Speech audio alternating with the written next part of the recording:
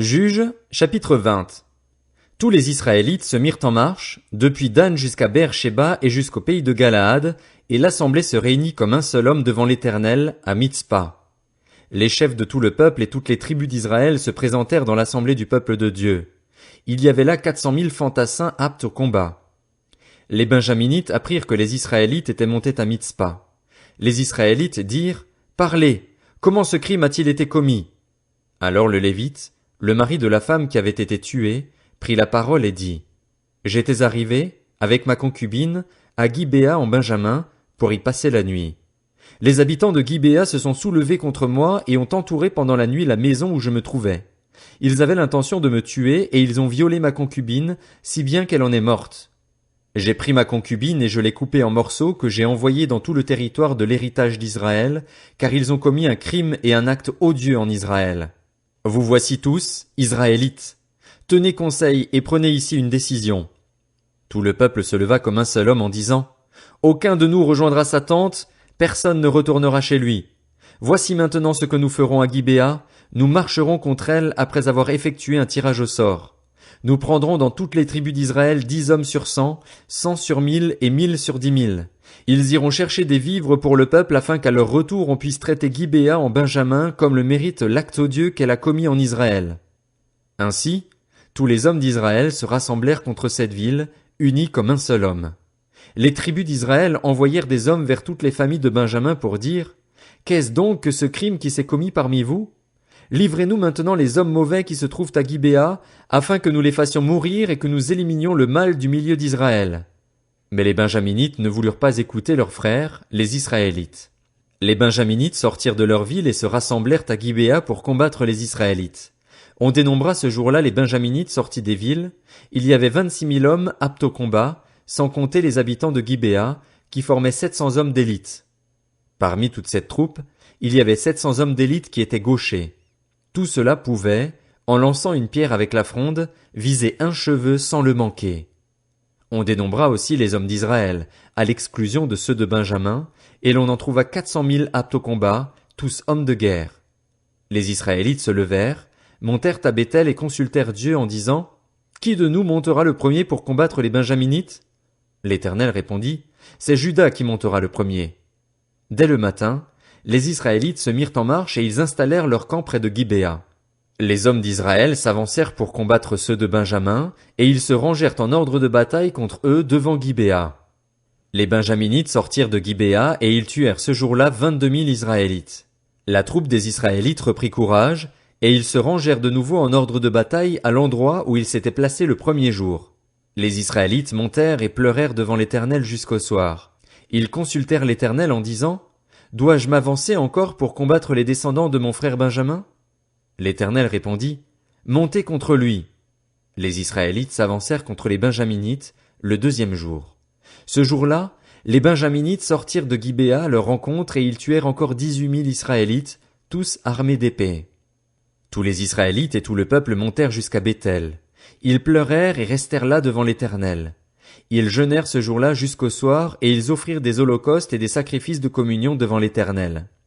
Les Israélites consultèrent l'Éternel. C'était là que se trouvait alors l'arche de l'alliance de Dieu, et c'était Phiné, fils d'Éléazar et petit-fils d'Aaron, qui se tenait à cette époque en présence de Dieu. Et ils dirent, « Dois-je marcher encore pour combattre les descendants de mon frère Benjamin, ou dois-je m'en abstenir ?» L'Éternel répondit, « Montez, car demain je les livrerai entre vos mains. » Alors Israël plaça une embuscade autour de Gibéa.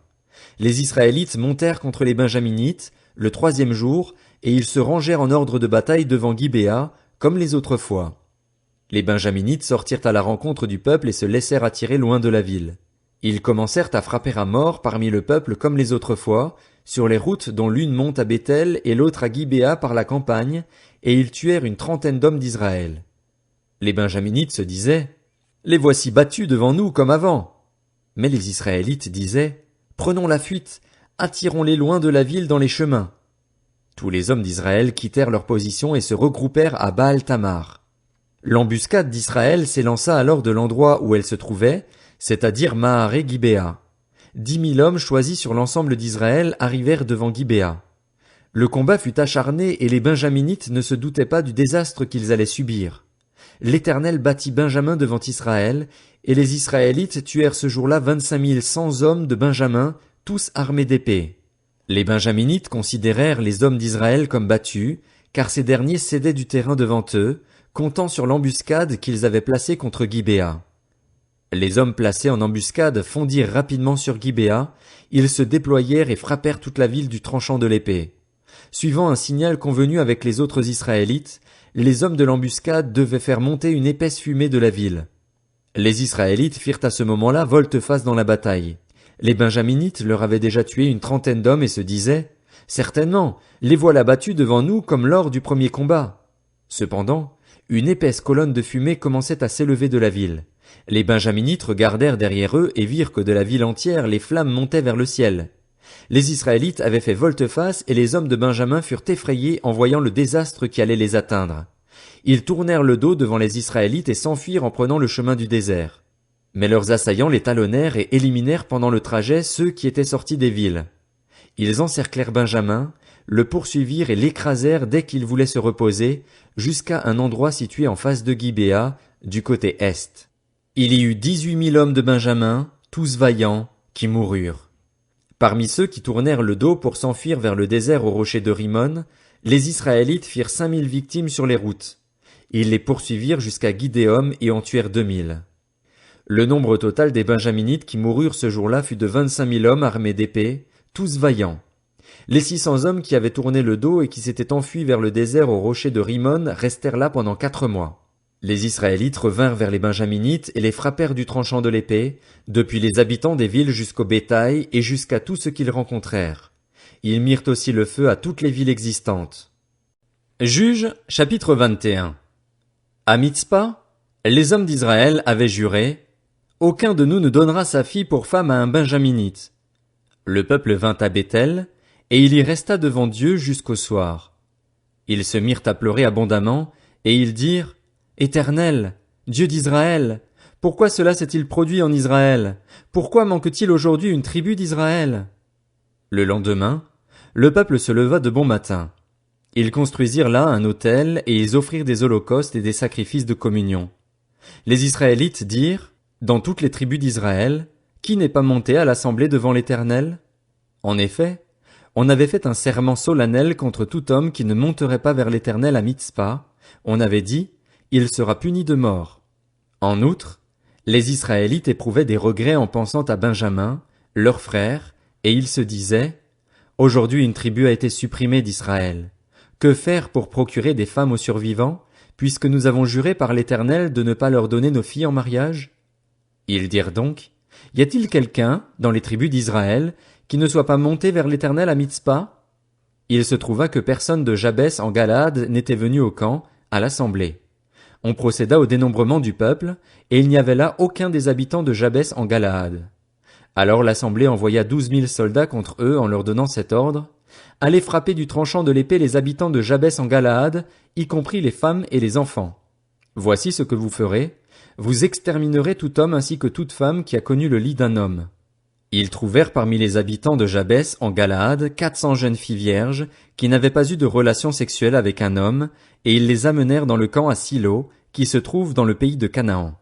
Toute l'assemblée envoya des messagers parler aux Benjaminites restés au rocher de Rimon et leur annoncer la paix. À ce moment-là, les Benjaminites revinrent et on leur donna les femmes de Jabès en Galaad à qui l'on avait laissé la vie. Mais il n'y en avait pas assez pour tous. Le peuple éprouvait des regrets en pensant à Benjamin, car l'Éternel avait créé un vide parmi les tribus d'Israël. Les anciens de l'assemblée dirent, « Que faire pour procurer des femmes à ceux qui restent, puisque les femmes des Benjamins ont été exterminées? » Ils ajoutèrent, « Il faut que les rescapés de Benjamin conservent leur héritage, il ne faut pas qu'une tribu soit effacée d'Israël.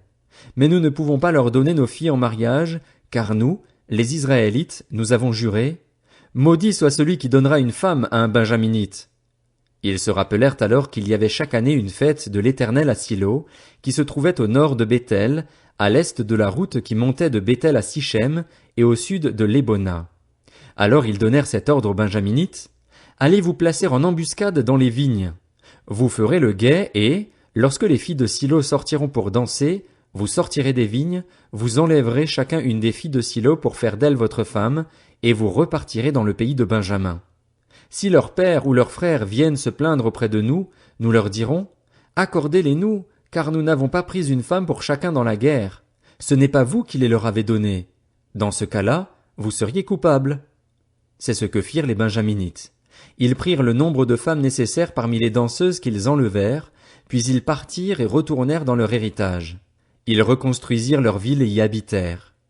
À ce moment-là, les Israélites repartirent de là, chacun dans sa tribu et dans son clan. Ils retournèrent chacun dans son héritage. À cette époque-là, il n'y avait pas de roi en Israël. Chacun faisait ce qui lui semblait bon. Ruth, chapitre 1. À l'époque des juges, il y eut une famine dans le pays. Un homme de Bethléem de Juda partit avec sa femme et ses 2 fils s'installer dans le pays de Moab. Le nom de cet homme était Élimélec, celui de sa femme Naomi, et ses 2 fils s'appelaient Machlon et Kiljon, ils étaient Éphratiens, de Bethléem en Juda. Arrivés au pays de Moab, ils s'y établirent. Élimélec, le mari de Naomi, mourut et elle resta avec ses 2 fils. Ils prirent des femmes moabites, l'une s'appelait Orpa et l'autre Ruth, et ils habitèrent là environ 10 ans. Machlon et Kiljon moururent aussi tous les 2 et Naomi resta privée de ses 2 fils et de son mari. Alors elle se leva, elle et ses belles-filles, afin de quitter le pays de Moab. En effet, elle y avait appris que l'Éternel était intervenu en faveur de son peuple et lui avait donné du pain. Elle partit de l'endroit où elle habitait, accompagnée de ses 2 belles-filles, et elle se mit en route pour retourner dans le pays de Juda. Naomi dit à ses 2 belles-filles, « Allez-y, retournez chacune dans la famille de votre mère. Que l'Éternel agisse avec bonté envers vous, comme vous l'avez fait envers ceux qui sont morts et envers moi.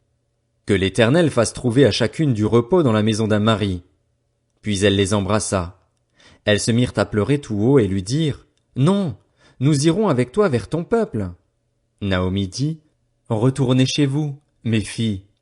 Pourquoi viendriez-vous avec moi? Suis-je encore en état d'avoir des fils qui puissent devenir vos maris? Retournez chez vous, mes filles, allez-y. Je suis trop vieille pour me remarier. Et même si je disais, j'ai de l'espérance, même si cette nuit j'étais avec un homme et que je mette au monde des fils, attendriez-vous pour cela qu'ils aient grandi? Refuseriez-vous pour cela de vous marier?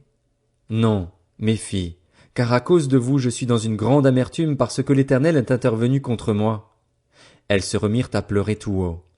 Orpa embrassa sa belle-mère, mais Ruth lui resta attachée. Naomi dit à Ruth, « Tu vois, ta belle-sœur est retournée vers son peuple et vers ses dieux.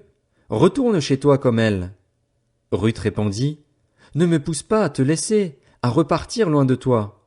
Où tu iras, j'irai. Où tu habiteras, j'habiterai. Ton peuple sera mon peuple, et ton Dieu sera mon Dieu. Où tu mourras, je mourrai, et j'y serai enterré. Que l'Éternel me traite avec la plus grande sévérité si autre chose que la mort me sépare de toi. » La voyant décidée à l'accompagner, Naomi cessa d'insister auprès d'elle. Elles firent ensemble le voyage jusqu'à leur arrivée à Bethléem. Lorsqu'elles entrèrent dans Bethléem, toute la ville fut dans l'agitation à cause d'elles. Les femmes disaient, « Est-ce bien Naomi? » Elle leur dit, « Ne m'appelez pas Naomi, appelez-moi Mara, car le Tout-Puissant m'a rempli d'amertume. J'étais dans l'abondance à mon départ, et l'Éternel me ramène les mains vides. Pourquoi m'appelleriez-vous Naomi, après que l'Éternel s'est prononcé contre moi, après que le Tout-Puissant a provoqué mon malheur? » C'est ainsi que Naomi et sa belle-fille, Ruth la Moabite, revinrent du pays de Moab. Elles arrivèrent à Bethléem au début de la moisson de l'orge.